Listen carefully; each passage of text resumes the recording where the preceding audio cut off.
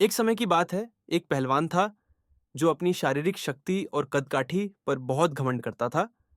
जब वह बाजार या सार्वजनिक सभाओं में आता, तो वह कमजोर लोगों को घृणा की दृष्टि से देखता था।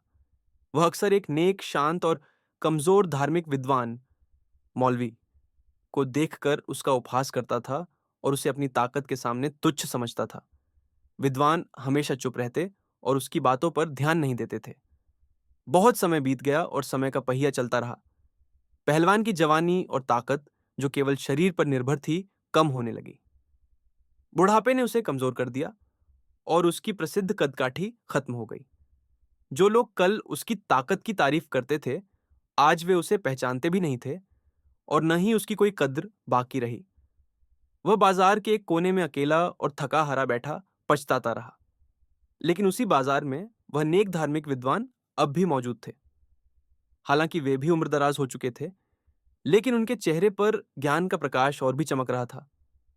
लोग उन्हें इज्जत और सम्मान से घेरे हुए थे और वे एक आसन पर बैठे लोगों को ज्ञान और नसीहत की बातें सिखा रहे थे।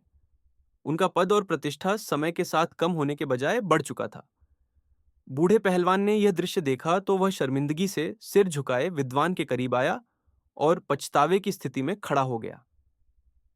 विद्वान ने उसे देखा और मुस्कुराते हुए नरमी से बात की।